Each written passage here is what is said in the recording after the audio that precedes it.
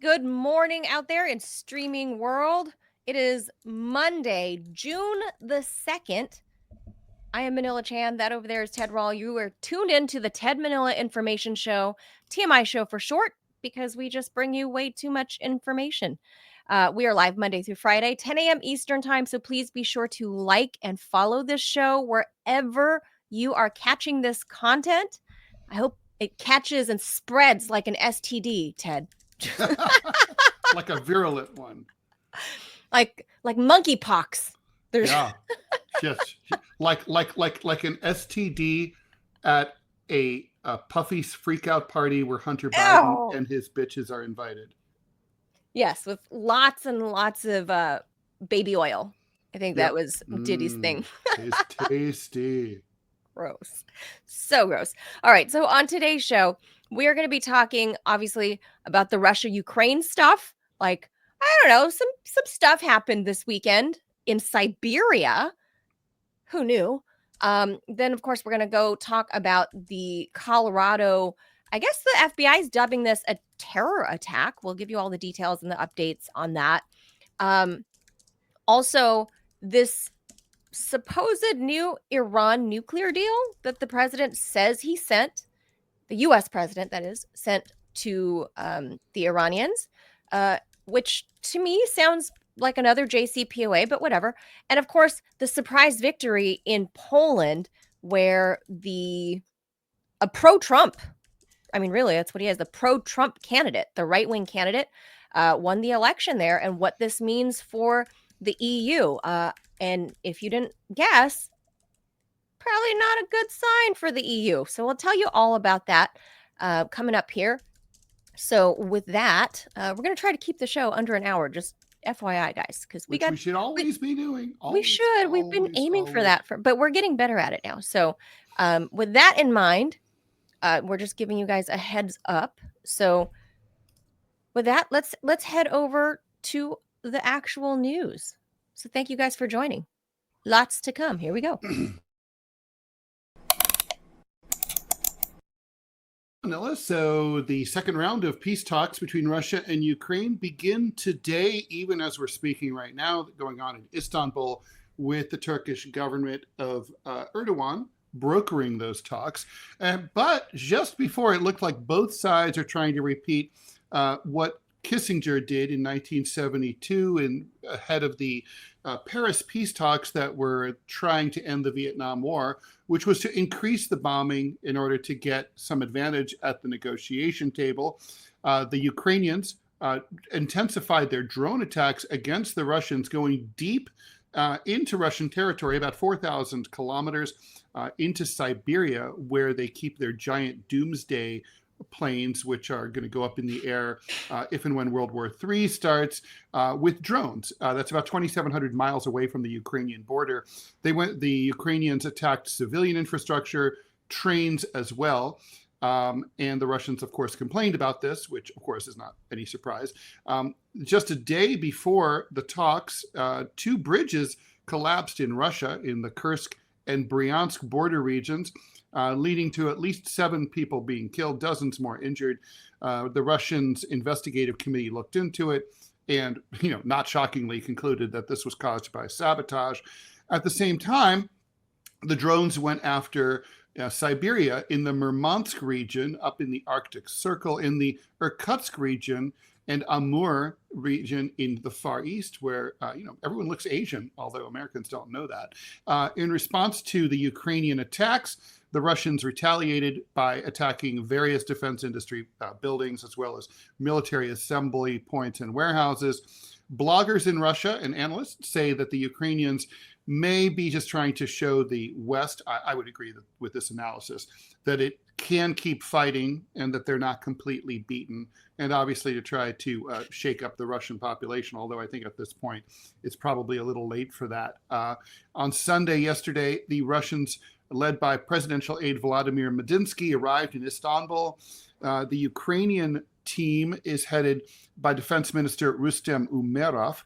Reuters says that the Ukrainians want a 30-day unconditional ceasefire, prisoners exchanges along the same lines as before. Basically, all the POWs would go back in the end. And the return of Ukrainian children from areas held by Russia, that's going to be a problem. Aiming for an eventual meeting between Putin and Zelensky. In the first round of talks in Istanbul back on May 16th, not much really happened, but 1,000 prisoners did get exchanged by both sides. Then they said, okay, when they left, they said, okay, each side is meant to draft their proposals for today. And the Ukrainians released theirs in public. The Russians obviously have theirs, but they haven't published it. Last week, Dmitry Peskov, spokesperson for the Kremlin, clarified that Putin is totally okay with holding high-level direct talks with the Ukrainians, but he first wants to see some tangible progress in the lower-level negotiations that are going now. Also, I think, obviously reasonable. I would probably feel the same way if I were him. So, but nobody's really expecting a lot to come out of this, Manila.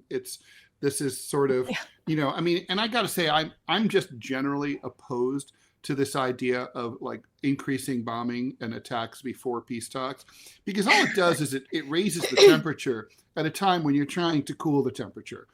You don't want everyone to come in rip shit pissed over like the attacks that they just had over the weekend. You want them to come in like after a period of relative calm and come in and be like, okay, all right, we're going to have to live side by side. We lived side by side before. We're going to have to learn to get along. And, so I don't know. It seems like the Ukrainians are more responsible for raising the temperature here than the Russians by far. And, also I'm really interested to see the Russians are now going to track which Russian traders basically allowed the Ukrainian trucks to be smuggled all the way, carrying those drones all the way up to Siberia. That had to have been done with some Russians who were paid off. And they're going to be found, and it's not going to be pretty for them. Yeah.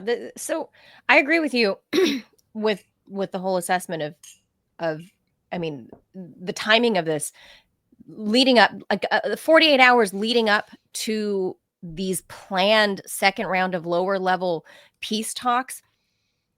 who on Russia's side would want something like that? It's obviously, I don't think that the Russian delegation is doing anything different than, as far as the SMO goes. They've just been trudging along.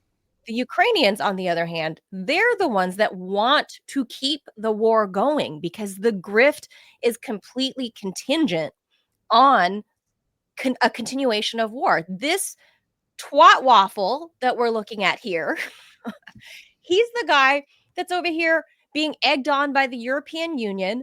They want to continue the grift while President Trump is the one, and JD Vance also, saying that we need to stop pouring good money after bad. This guy, I don't know where President Trump actually stands anymore in, what he thinks this guy actually is. Zelensky, of course, that's who I'm talking about if you're not able to see the video. But he's over here on air praising the drone attacks, which I can't believe somehow managed to go over 2,000 miles into Russian territory into Siberia. I mean, Well, they didn't. The drones don't travel. Sorry. The trucks carrying the drones. Yeah. But that's what I mean. Like, how did they get them there? 2,000 miles. Well, it's hilarious because today analysts like mainstream anti-Russian, NPR types were saying like, oh, Russia's a police state. So it's an amazing achievement. I'm like, I've been to Russia. Russia's not a police state. And like Israel's a police state. Okay. But like the checks everywhere. And yeah.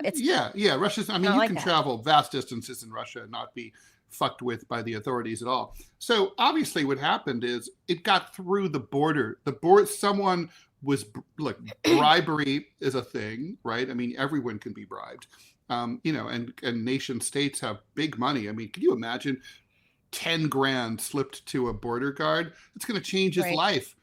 So, they looked the other way, or they just whatever, they smuggled it through. It's a big achievement. It's not quite as big an accomplishment as like the pager attacks against Hezbollah that were carried out, by the Mossad, but it's pretty impressive. And, once they got in, I think then it was just like, then the challenge was to launch the drones from the trucks into the airbase in Siberia without being detected at that point. And obviously I bet the Russians thought we're safe back here because it's thousands of miles away. Siberia is buried way, way east and to the north. I mean, Siberia is actually a word for places that are remote. Like if you go to a restaurant and they put you at a table way far away from the action, you're like, oh, I'm out here in Siberia, right? So literally, Siberia is the OG Siberia. So like it's the original BFE, as it were. And Ted, I should point out my according to my 23andMe, my grandmother was right that our ancestors hailed from Siberia. Oh wow. I was like a small percentage Siberian. You're hardy stock. You should be live to be 120. Not my particular family. They're the ones that die of everything. God, the Siberians. That. I remember seeing like back when I was a kid, and during the Cold War, like some documentary about life in a Siberian town, and I never forgot like the babushkas carrying away a block of frozen milk, like from the store, like from a handle. Okay, it was like you don't need a container because it's its own container. It's a block Cubo milk, right? So I mean, the thing is so I think that what this is it shows. I'm sure there's going to be some repercussions in the Russian Defense Ministry where they're going to say, look, we've got to up. We can't. It's not enough now to have. They have very impressive anti-drone defenses along the Ukrainian border, but obviously they need it all around and this is true all over the world. Borders, all over the world.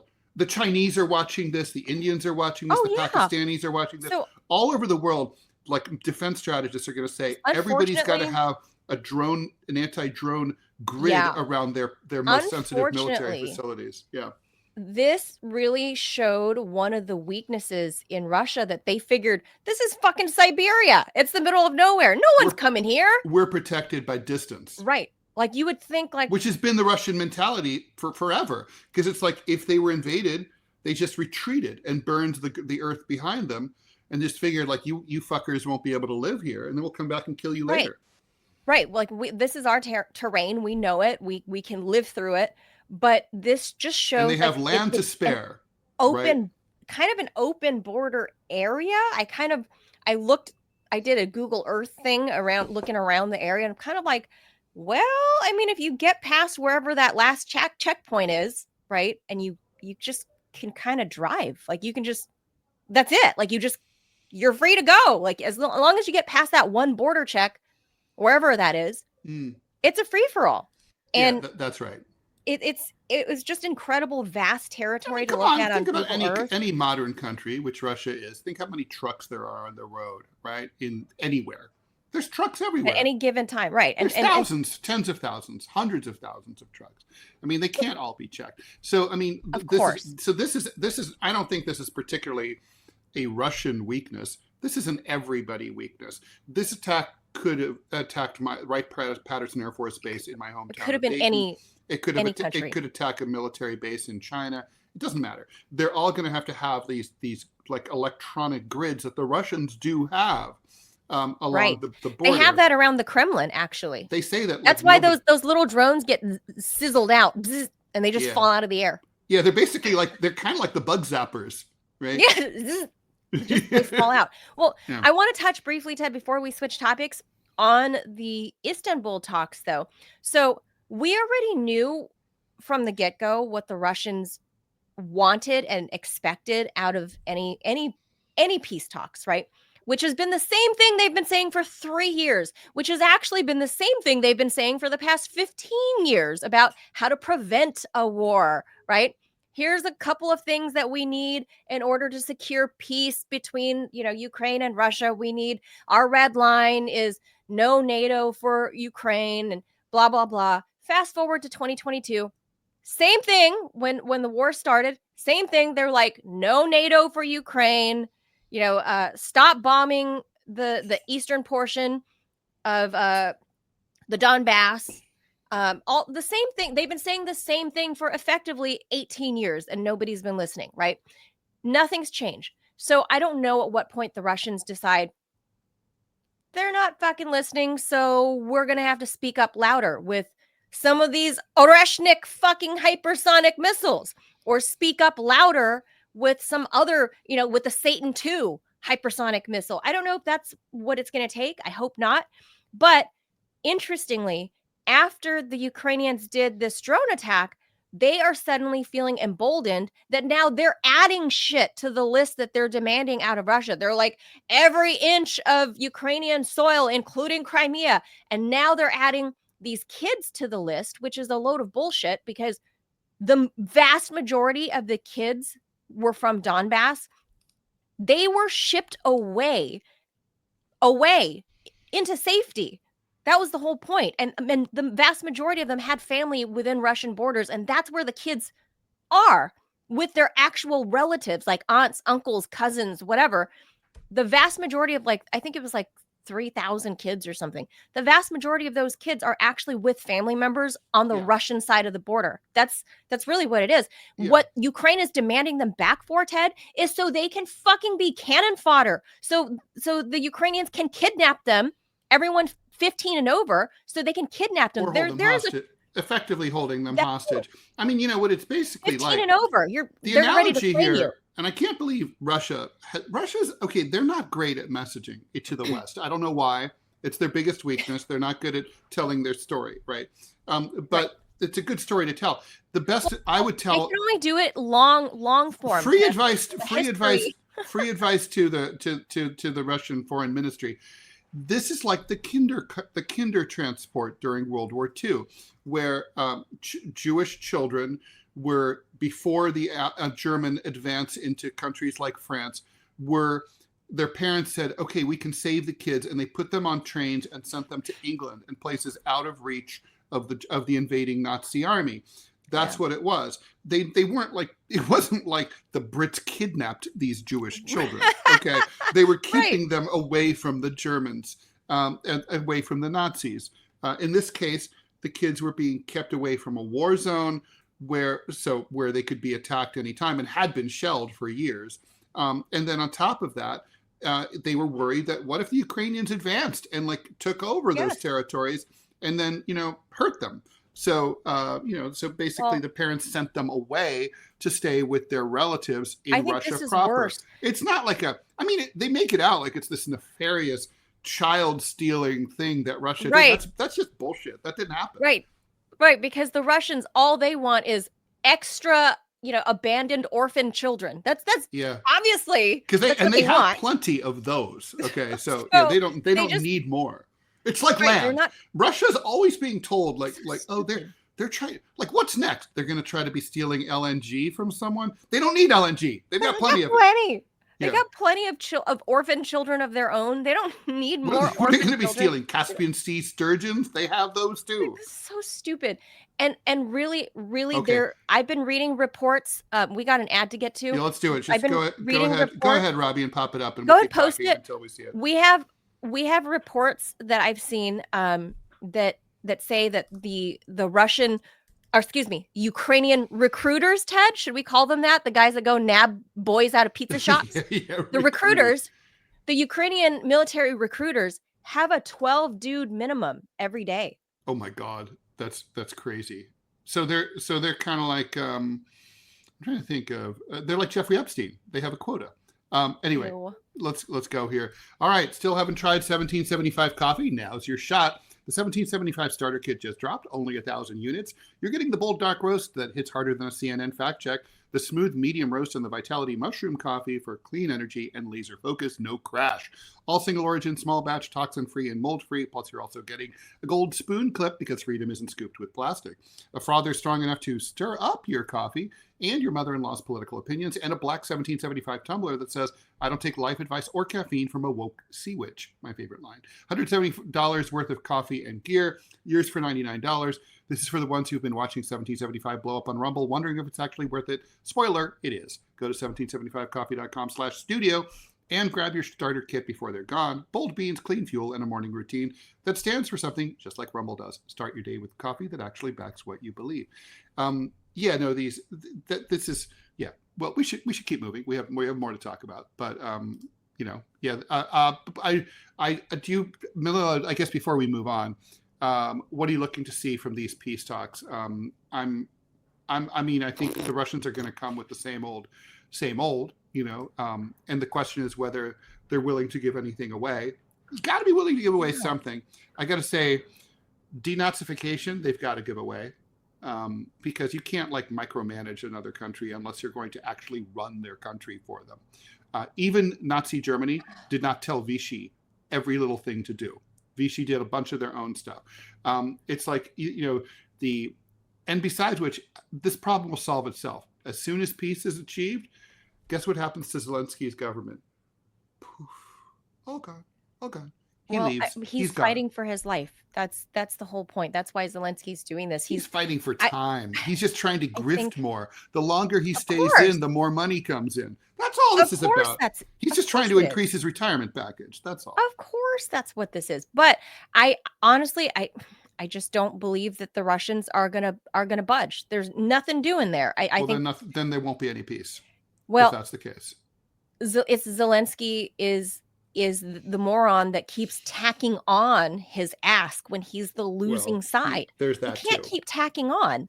No. It's one thing to be steadfast in your original. If this was a real estate transaction, when the seller comes in and the seller is sick of your shit, of your bullshit ask, the seller counters back and says, "This is my final and best. Take it or leave it. Shit or get off the pot." That's the transaction. Or vice versa. The buyer, sometimes if you really want the property. Sometimes the buyer, it's the other way around, where the buyer is taking too much shit from the seller. But in this instance, the buyer is Zelensky. He's trying, right? If he supposedly wants peace, he wants to end the bloodshed. No, he doesn't want peace at all. He doesn't. No, Donald Trump wants peace, and Donald Trump is breathing down Zelensky's neck. That's what this is all about. That's true. This wouldn't we wouldn't be here at all if Trump wasn't president. If Trump applied his real estate transactionary logic to this, he should understand that He the does. Russians have the property. He does understand that. He knows. And they don't need to sell it. Possession is 9/10 of the law, right? The Russians have the property and they don't have to sell. They're not in bankruptcy. They don't need to sell. They'll just keep pushing. Well, yeah, not to mention there's some things that you shouldn't want. I mean, Manila, would you ever want to invade, let's say you were the head of state of a head of state. Would you want to invade another country and then occupy it for years, knowing that there's going to be like a guerrilla insurgency campaign against your troops that's constantly grinding you down, and you have to send your young men and women off to go and get killed over there, and that your popularity would drop over time? No. It's like, it's a bummer for the Ukrainians. They never should have had, the Donbass never should have been in Ukraine to begin with. And right. Like the border wasn't drawn in the right place. This war has reset Crimea the border. Was always Russian. This has reset the border to where it should have been in 1991. Right. So this is like, you know, I mean, wars, they say that like violence doesn't solve anything. Quite to the contrary. Violence has solved many problems. And this is one of them. All right, let's just keep going here. And this is obviously the big story of the day, not that the Russia thing is not important.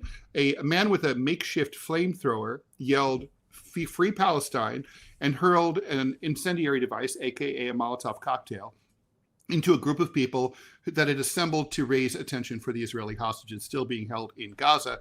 8 people have been injured, some with some pretty severe burns. At least one person's in critical condition. The suspect is Mohamed Sabry Soliman, 45 years old. You might have seen the video where he was shirtless. This is a wild and crazy scene. He's also an illegal immigrant. He overstayed his visa by about 2 months. Anyway, he's been booked into Boulder County Jail. No, 2 years. I thought it was 2023. I thought 2023. Anyway, no. Boulder County. I thought he had expired 2 months ago. Anyway, we'll see. No, 2023. Boulder County. He's in the jail, obviously, where such people go. The burst of violence at the Pearl Street Pedestrian Mall, which is a 4-block part of downtown Boulder, went down on the beginning of the Jewish holiday of Shavuot, which is marked with the reading of the Torah, and barely a week after a man who also yelled "Free Palestine" was charged with fatally shooting 2 Israeli embassy staffers outside of a Jewish museum in D.C. Benjamin Netanyahu said that he, his wife, and all of Israel were praying for a full recovery, wounded in the vicious terror attack. This attack, he said, was aimed against peaceful people who wished to express their solidarity with the hostages held by Hamas. That part's all true. Simply because they were Jews, Netanyahu's making that part up. He does not know that at all. Maybe that's true, but we don't know. Alex Osante of San Diego was key witness, and he captured the video. He was eating lunch at a restaurant outside the pedestrian mall when he heard the bottle break on the ground with the Molotov cocktail, a boom as it exploded, followed by people yelling and screaming. In his video, people were seen pouring water on a woman lying on the ground. A man who later identified himself as an Israeli ran up to the video guy asking for some water to help. After the attack, the suspect went behind some bushes and then reemerged and threw a Molotov cocktail again, but then apparently brilliantly caught himself on fire, genius, as he threw it. So then he ripped off his burning shirt, which is why we've seen him, shirtless in the video. And what appeared to be... I thought he was just flexing.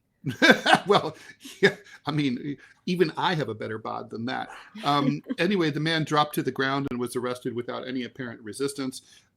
As people tried to help the woman on the ground, another lady who appeared to be a participant in the event yelled out to others out of the camera's view, pointing out that this group doesn't talk about the Israeli government one way or the other, but only about the hostages. Also, there was some complaining on the video where people were yelling at the cops to act quicker, and the cops were saying, well, we can't go there because he has a Molotov cocktail. In terms of the improvised flamethrower, they looked like 2 Windex bottles with some kind of accelerant in them. I don't know we don't know. It was a clear liquid. So I don't know if it was gas or what it was, but anyway, could be any number of things. I've tested this out myself, Ted, when I was in my misadventures in the 80s, when you're a kid. We didn't have iPads back then, but we had a lot of Aquanet. There's a lot of Aquanet hairspray laying around my house in the 80s and lighters It was because probably, everybody smoked. Aquanet was probably issued like by the government as like It was so you were makeshift required to have it. flamethrower, whoosh, and stick a lighter under it, and it, whoosh. I mean, Really? that. Oh yeah, That's potent like hairspray. my old friend Robert, who I know listens to the show and out there. Hello, Robert, out there in Pittsburgh. Hello, Pittsburgh. And he used to light his farts on fire. And That's one time, real? Yeah, and he burned his ass like so bad. Thank God I wasn't around for that. Why are you telling on him if he's watching? So anyway, because he knows, he's proud. Oh my God, I always thought that was like a South Park joke, but anyway, no, that's a real thing.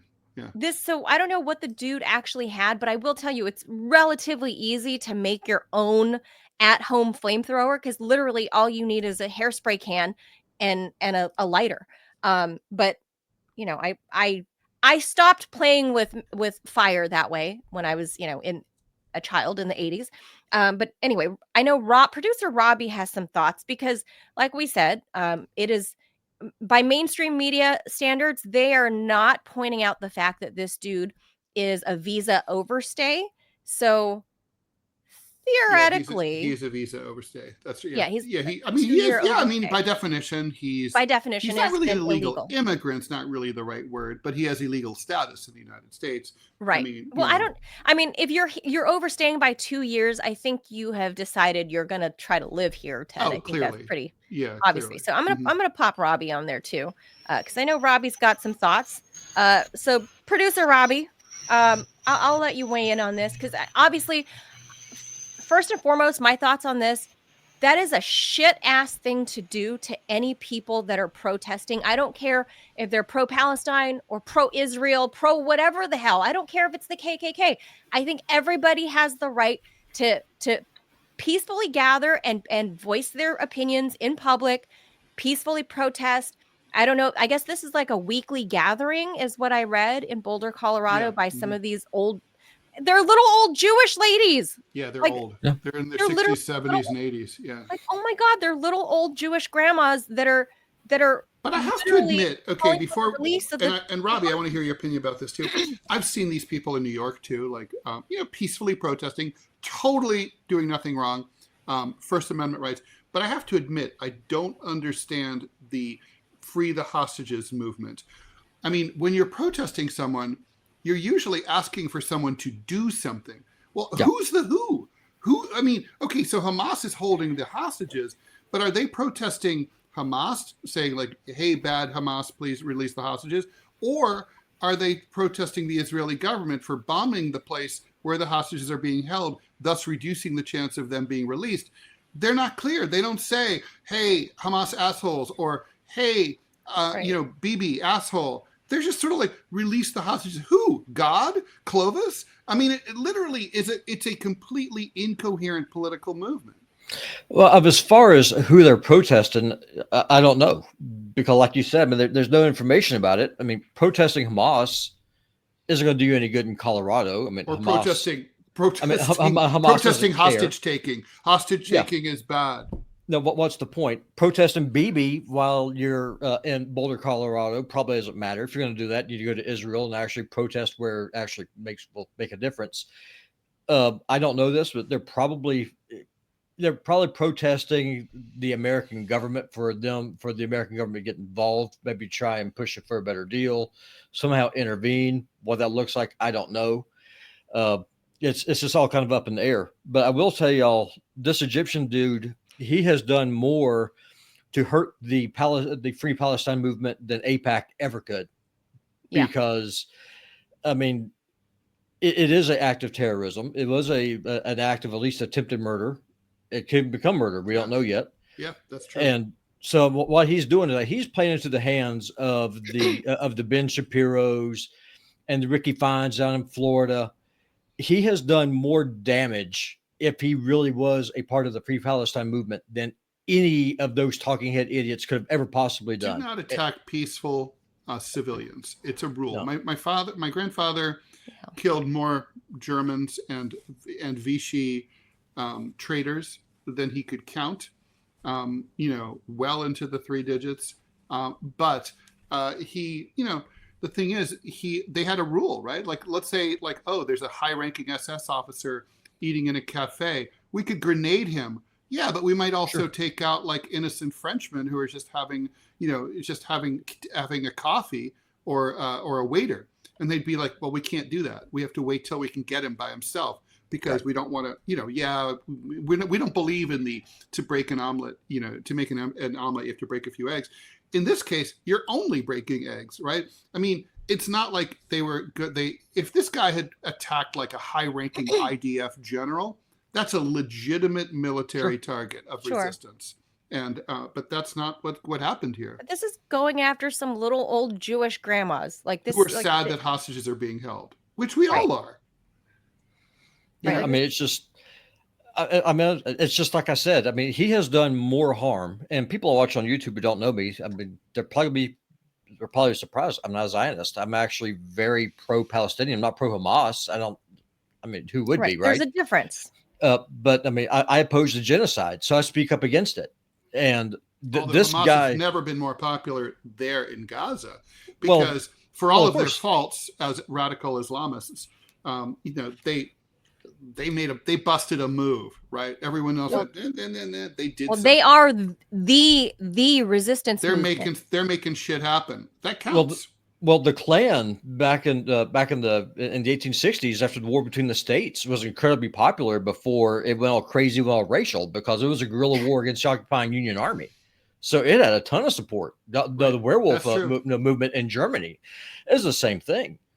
Insurrections happen because you're resisting an occupation. I mean, by definition, you can't have an insurgency if you're not being occupied. So. Although the werewolf so there's that kind of fizzled, right? It wasn't that like big a deal. Yeah, well, I mean, I guess that's one of the big things, though, is Germany and Japan were both completely deleted as functional societies and civilizations. So if you're going to rebuild a people from the ground up, you've got to first just erase them. Yeah. So there is that.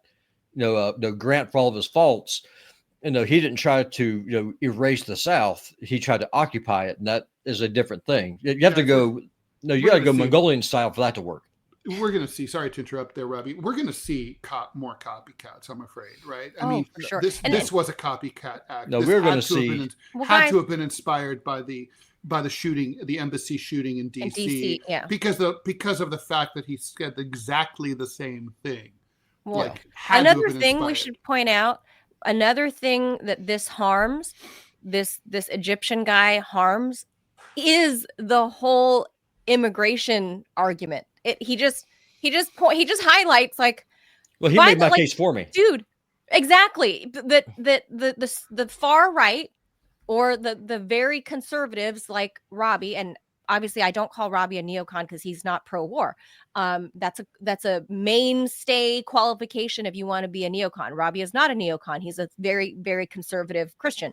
But this Egyptian man, his actual fucking immigration status, like before you do something stupid, people. You're saying you need to get your immigration status right before you try to murder 8 innocent people? Check your status. I mean, seriously, like if you're going to do something dumb, like that's going to make national and international headlines, can you also not demonize every other immigrant that's here? Like, let's say the quiet part out loud, though. I mean, look, I don't know anything about this guy, but I'm going to assume that he's not quite right psychologically because you probably wouldn't do something like that if you were.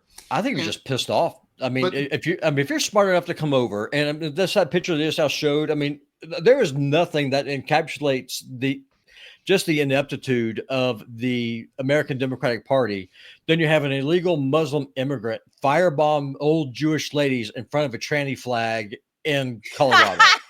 I mean, let's just unpack that first and foremost. The optics are amazing. We have some YouTube viewers saying false flag that this is, because of the optics. But I don't think so. I don't think so either. I think what this is.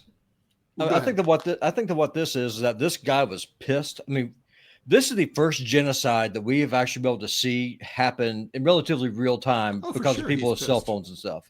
And he's Egyptian, so obviously for him this is very personal. Oh, very much so. It's right next door.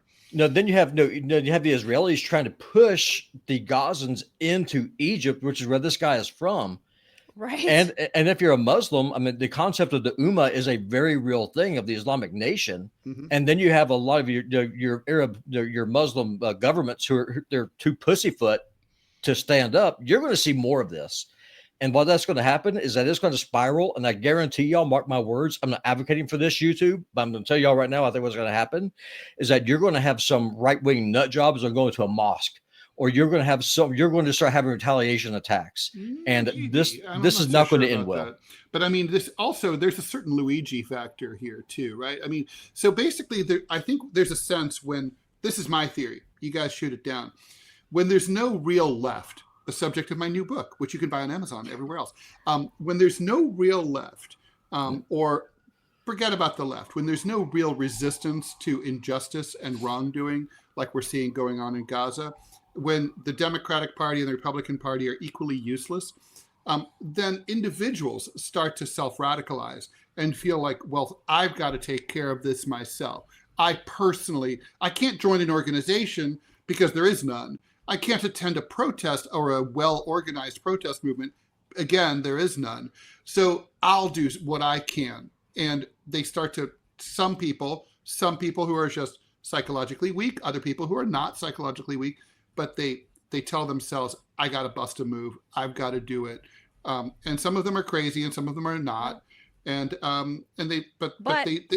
sort of like what we saw during the Vietnam War, when the real protest movement sort of splintered in 1969, 1970, and then Weather Underground people be thinking, oh, there's only 500 of us, but we can personally start a revolution. They started robbing banks and holding up, armored cars and blowing up draft offices. They couldn't start a revolution with 500 people. But the point is that, like, they were desperate and they were so pissed off about the Vietnam War and they hated the capitalist system so much that they just were driven insane. This is the mistake that capitalism makes when they don't allow an outlet for legitimate protest. Well, it's worse than that, because it's not a case of the organizations being useless. It's a case of both political parties actively supporting it.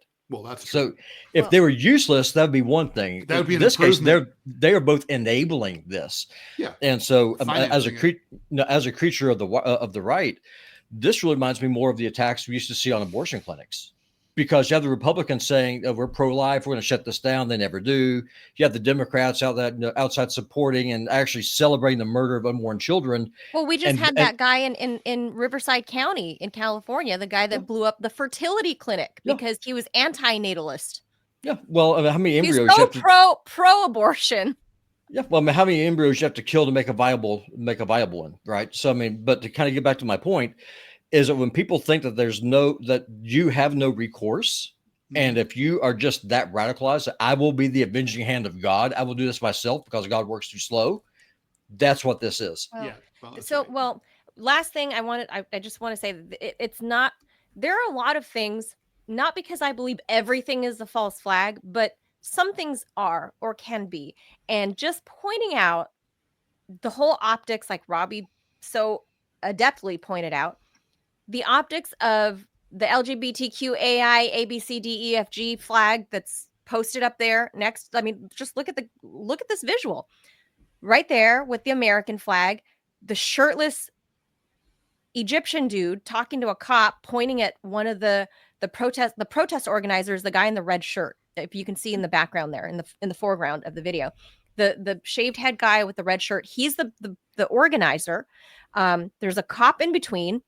And the Egyptian dude is right there shirtless with a cop standing there. And somehow he goes down without any kind of violent tussle or anything, right? Well, he didn't want to die. That's a lot. I mean, but here's the thing. If he is mentally unwell, as we can probably safely presume he is, if he's not all there, if all the marbles aren't there, then how easy would it be to have somebody, a Mossad person, a Mossad agent, kind of get into his head, get into his ear, to have somebody that's not all there commit this horrible act of violence against some little old Jewish grannies. That's not impossible. You don't need Mossad or CIA to do that. All you got to do is have a cell phone and log on to TikTok or Instagram and look at the footage coming through of murdered babies killed by Israeli bombs paid for by the American taxpayer. And then you see these people out here saying, free the Israeli hostages, while ignoring a genocide that's going on. There is nothing that will piss you off more than that. So there's a lot. I mean, obviously, I've seen a lot of that myself too, but I'm not going to go out there and firebomb people. I'm not going to Molotov cocktail people. So what I'm saying is it's not entirely impossible to think. I mean, look at the whole Gretchen Whitmer attempted kidnapping. The FBI went and egged on a mentally deficient man that literally like lived in the basement of a Mexican restaurant, right? Like a man that had like a 2-digit IQ. Seriously. I mean, he really wasn't all there. The FBI egged him on to try to go kidnap Gretchen Whitmer, which never, the kidnapping that never happened. It is not, if the FBI never would have happened is really the point here. Right. Yeah. The FBI does it. There's no reason to think that Mossad, probably one of the most nefarious, shadowy groups in the world, that they don't have agents out there actively pushing people to do things to work against, the very thing that they don't want. And they don't want peace in Gaza. That's the point. Well, this dude had enough marbles to come to a foreign country, get a visa, stay, and then somehow live for 2 years. I mean, there's something on upstairs. The dude's not retarded. So there is something there. I don't know. I mean, I could be completely wrong, but I think we don't know. We don't know about him yet. That's the thing. Is he's 100%. We'll find out. They just got his mugshot, just like right now. Like there was a flash across the screen that showed me that they arraigned him, or he's not even arraigned. He just had he's been booked formally. Yeah. So yeah, I mean, it's funny. I mean, okay. I think it's possible to have two thoughts in one's brain at the same time. One is that hostage taking is evil and wrong, and that Hamas ought not to have taken the hostages. And frankly, I'm not really sure what. It's not like it's really prevented the Israelis from going crazy in Gaza. So I don't know what the point really was of taking them in the first place. But also to say that what Israel is doing in Gaza is evil and disgusting and should be opposed by anybody who has an ounce of morality. I mean, they're both wrong. But I take Robbie's point. I mean, I think it's like, you when I see those hostage posters, these posters are not calling for peace or for everybody to come home, or hell, what about all the thousands, tens of thousands of Palestinian hostages being held by the Israelis and tortured every single day in their gulags? They don't matter. Those aren't hostages. They call them prisoners. But they're not charged with any crime. Doesn't matter. No due they process. Call them prisoners. So anyway, the point is that you see those and you kind of like, it's a dog whistle. It's kind of like, care about our people, the Israelis, don't care about them. That's what it is. It's like, it's what's not being said that's said so loudly. That's the problem. If this is any other group of people or any other nation on the planet, the media would call it what it is, which is racism and the superiority complex. It is what it is. Agreed. We're running low on time. We should keep going here. Thank you, Robbie. Robbie, as always, a pleasure. Okay, so the Trump administration confirmed that it has sent a new nuclear deal proposal to Iran. No details have been released yet. That comes after a UN watchdog report was leaked over the weekend that determined that Iran had conducted secret uranium enrichment activities in 3 previously undisclosed facilities: Lavasan-Shian, Varaman, and Turkuzabad. I hope I pronounced that right. The report also determined that Iran has 400 kilograms of uranium at a 60% purity. That's significantly above the levels needed for civilian purposes, and enough for 10 nuclear weapons if enriched to 90%, something that could take less than 2 weeks. But then the bomb itself would take many months to build. The IAEA, the International Atomic Energy Agency, which is in charge of monitoring countries like Iran since the early 2000s, did not find any evidence that Iran's program has slowed at all since restarting negotiations with the U.S. in April. Instead, Iran's stockpile has amassed the equivalent of 1 nuclear weapon per month for the last 3 months. I don't know. I don't exactly see that as like a gotcha moment. I mean, if you don't have an agreement, you don't have an agreement, and you're not bound to do anything different. The US, the UK, France, and Germany are all expected to refer the IAEA report to the UN Security Council. Israel has threatened to attack Iran's nuclear facilities if the U.S. negotiations with Iran fail. I don't know. I mean, it's like I could definitely see, kind of like I was saying about the Russia-Ukrainian negotiations. It's always good to sort of demonstrate some good behavior during your peace talks, but this is not quite the same, right? Iran's worried that it's going to get bombed by Israel, and they might be thinking we better enrich as much as we can while we can. Yeah, I'm a firm believer, one, in national sovereignty for any country. I don't care who they are. I think they should have their sovereignty, and part of the way to secure sovereignty is any kind of deterrent that you can get. And so if nukes are it, I'm not even a proponent of nuclear weapons in general. No, but the fact is they exist. The fact is they exist. People have their hands on them, Israel being one of them as well. That's like the one that people never seem to talk about. But Israel has them. China has them. We have them. So North Korea has them, right? So, I mean, a couple of them. But still, if the no-cos didn't have them, they would have been absorbed into South Korea by now at this point, right? It's the fact that they do have them that keeps the invaders at bay. So for me, I mean, I'm again not a proponent of nuclear weapons, but you would be a fool to say that they don't act as a really, really good deterrent in order to keep your sovereignty safe from outside would-be invaders. So I think, honestly, I mean, America had its shot with the JCPOA, whether we liked it or not, whether Trump liked it or not. So what he did is, he ripped that apart in, what was it, 2018? No, maybe earlier, 17, when he tore that apart. And now it's boomeranging back and coming around to bite him in the ass. But at the same time, I gotta say, I think a part somewhere deep inside Trump's little cold Grinch heart is that he's kind of happy that Israel is pissed off about this. I really do think somewhere in there he's kind of like, yeah, take that, Bibi, because he can't personally openly, excoriate Bibi, right? No. So in a way, Iran's kind of doing this for him, and he's kind of like, hee hee. But that's the third rail that Trump cannot touch. So the fact that Iran's doing this, and whatever, fine. I think a part of him is kind of like, hee hee hee. Indeed. All right. And conservative candidate Carol Nawrocki.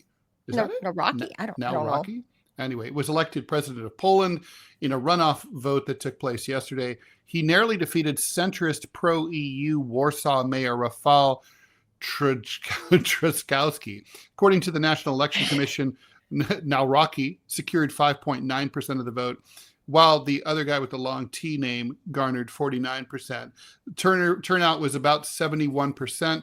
That's among the highest in recent elections.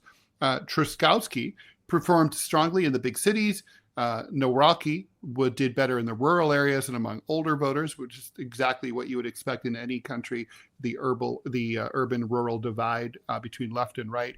Nawrocki, backed by the opposition Law and Justice Party, ran on a platform of Catholic values, greater national sovereignty, and rebalancing Poland's relationship with the EU.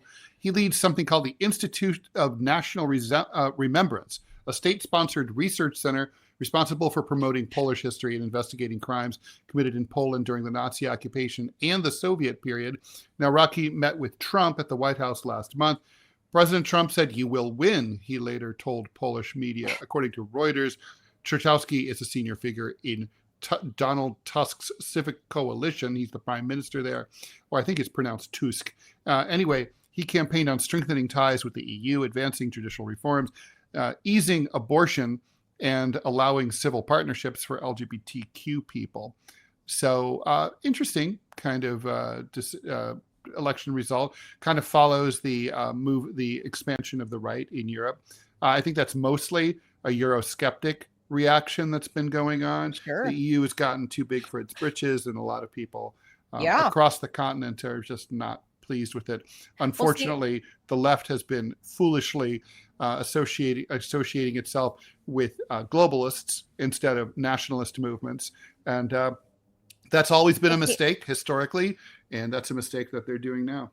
The EU interfered in the Romanian elections, which should have gone to I forget his name, the conservative dude in Romania back in December. They canceled it. They canceled him. They completely canceled the guy and started over. And then it was like, oh yeah, we don't like the results, so we're canceling this entire election. Because the Russians did like social media posts.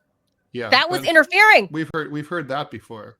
That was interfering in the Romanian election. The United States government would never use social media at all. No. In politics. Joe Biden would never hire a whole team of social media influencers that Ted wants to put on an island and nuke.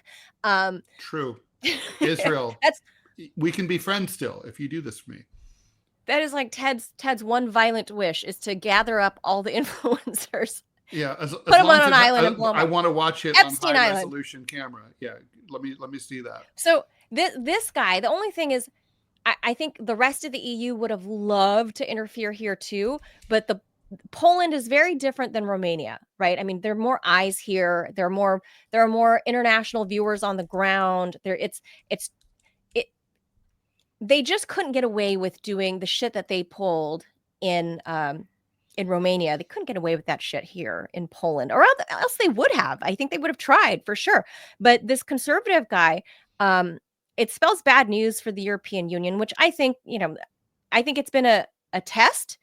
It had its heyday and it's long and over. And I think the EU, their days are numbered. I really think by the time my son is an adult, the EU will kind of either cease to exist or in effect, not just be a feckless group of assemblage of like 20 nations. There's going to be some separations from a couple of places, like we saw with the Brexit. I think there's going to be more of that happening, and I think before this century is over, I think the EU will be no more, because it's shown to obviously remove countries' sovereignty and their ability for them to do things as they see fit for their own individual state.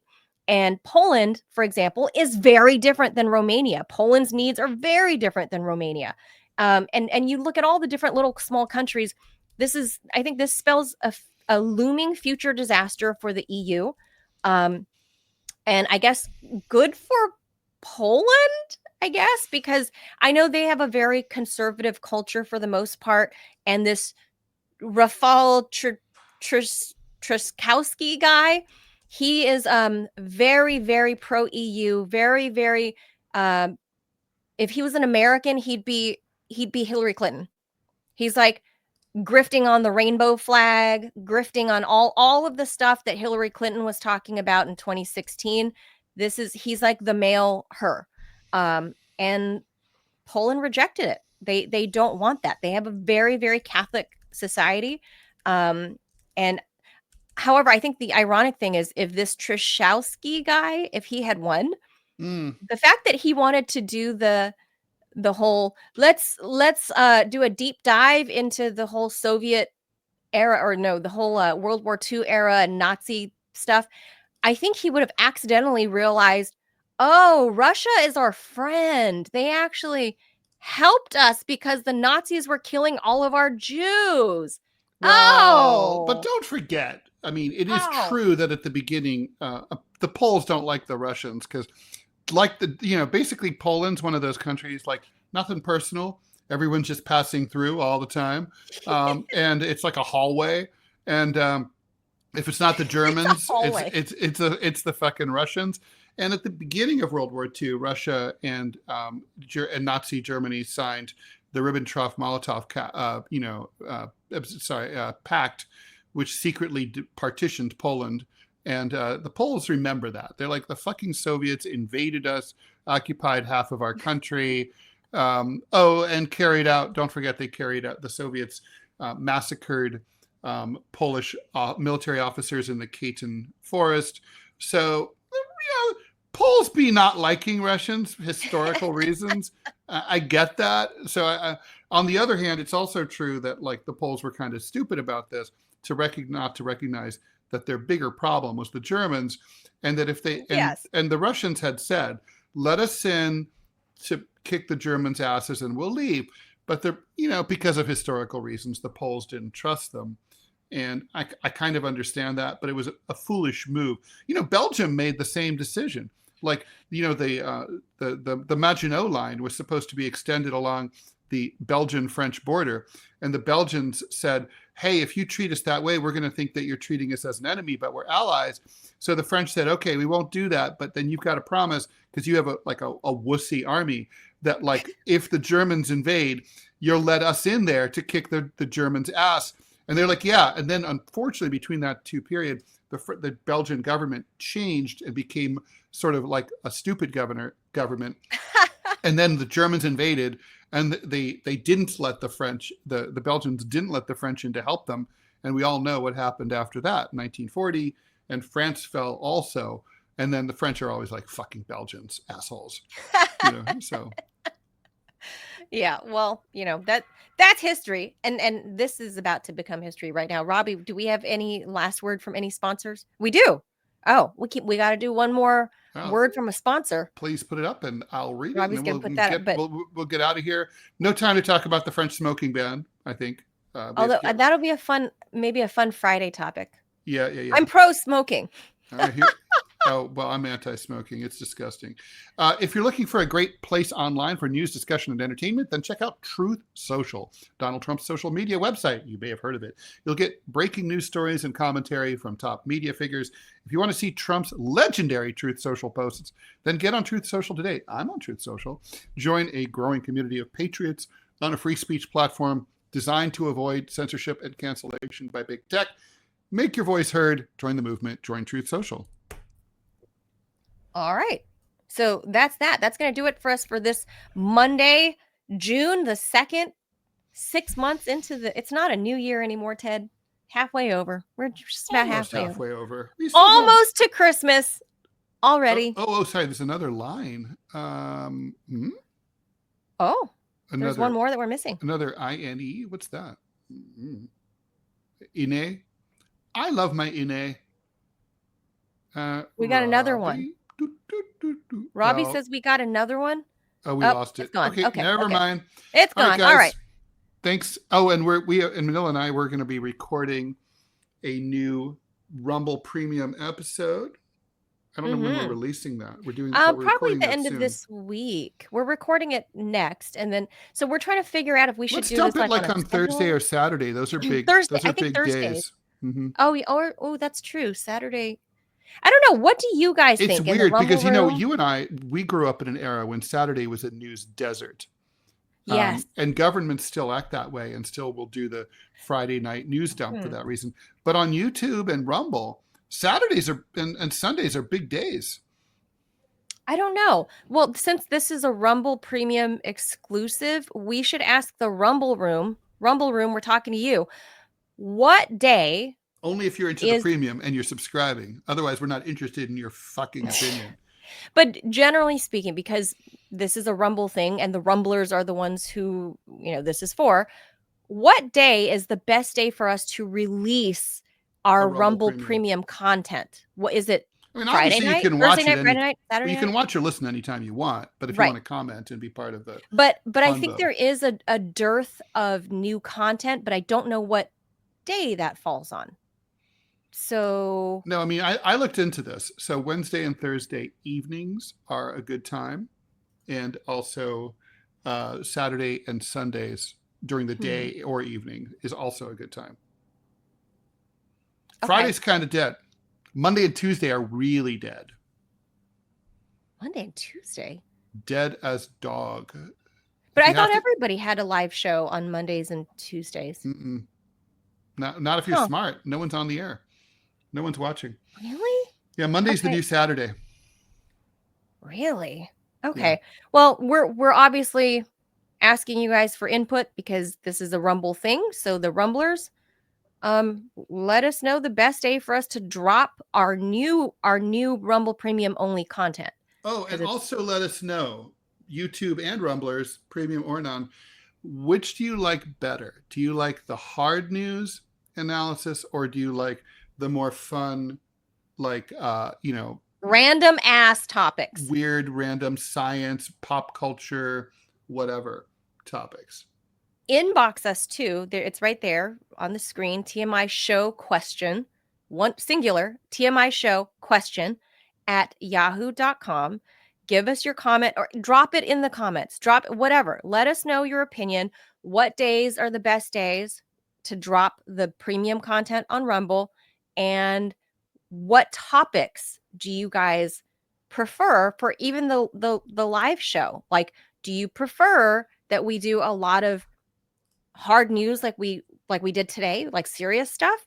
Or do you guys think we should sprinkle in a full episode of random ass off the beaten path news that are science, that are relationships, that are whatever? Let us know your comments, because Ted and I, we really do, and Robbie too, we all have a vast range of interest, and we would love to cover everything, but we just don't obviously have that kind of time. So we're trying to figure out how to compartmentalize it and when to show it to you. As the Kinks would say, we want to give the people what they want. So there's that.